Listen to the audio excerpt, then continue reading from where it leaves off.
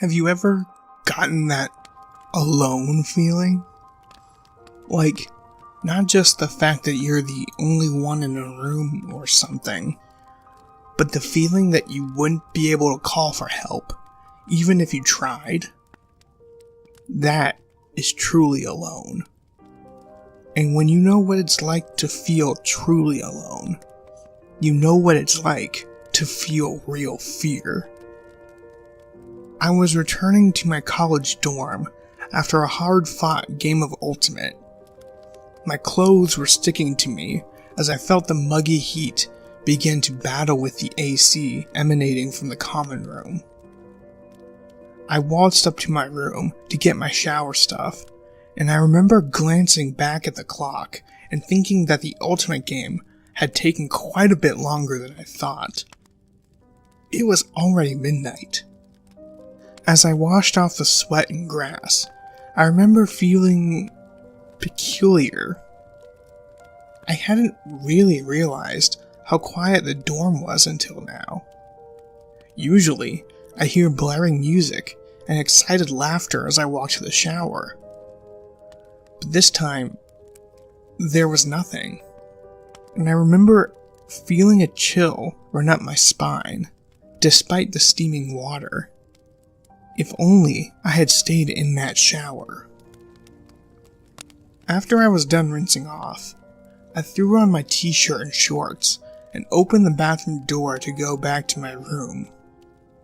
The lights were off in the hallway, and since it was midnight, that meant there was no light whatsoever in the hall. I stepped out, but I thought I heard something from one end of the hall. I stuck my foot in the bathroom door before it closed to use the little rectangle of light that came from it to try and see into the darkness. I heard movement at the end of the hall, but I wasn't scared yet. "Kelly? Is that you?" I called, thinking it might be one of my friends whose room was down that way. I heard a soft chuckle, not loud or very menacing, but it was a bit unnerving. But I tried to laugh it off nonetheless. "Haha, very funny, guys," I replied to the darkness. I heard a soft, rolling noise, and was tempted to bolt from my room, which was at the complete other end of the hall. But I stood my ground. Finally, a ball rolled into my field of view, which was only a few feet, and I narrowed my eyes in confusion. Was this supposed to scare me? Really? By this point, I was fed up, so I yelled back, "Callie, you really suck at pranks, you know." I was just about to the point of saying screw it and just making a run for my room, but I took a closer look at the ball, and my blood froze in my veins. It was my lucky racquetball that I kept under my bed, and I was 1,000,000% sure none of my friends knew about it.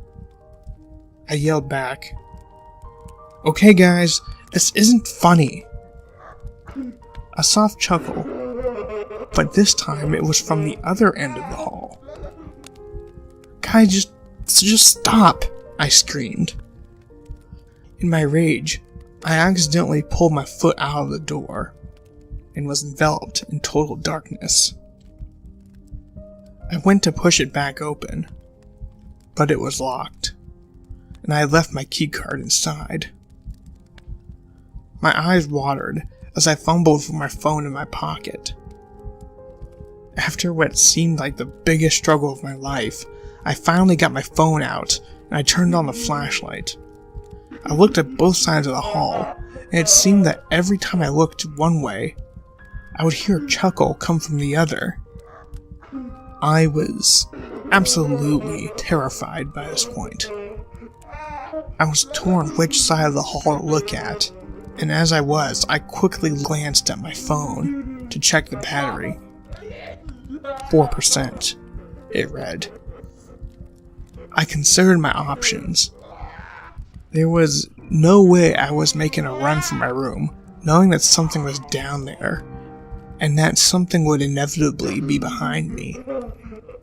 I couldn't move, as I would be extremely vulnerable to one of the things that was in the hall with me. So, I laid my phone face down so the light shined upward and sat with my back to the bathroom door. I looked straight ahead so I could try to use my peripherals to look at both sides at once. The chuckles came closer until they were just outside my field of view, maybe 10 feet away on both sides. I felt like I had ice running through my veins. I was shivering despite the fact it was still 80 degrees out, and our dorm had no AC in the actual living quarters. I had no way of knowing what my battery percentage was at this point, and I couldn't check because I didn't want to lose sight of both sides of the hall. So I waited. Waited for my only lifeline to go out, and I listened to the eager laughter on both sides of me. I sat for what felt like ages, until my flashlight flickered. I just put my head down and shut my eyes as the light went out. Nothing. No sound. Only my heartbeat. I immediately thought of making a mad dash for the exit. My muscles tensed as I prepared to leap up and sprint faster than I ever had before. But I didn't. I thought I could feel something. Not just hear it, but feel it. My hair was on end. I could have sworn something was standing directly in front of me.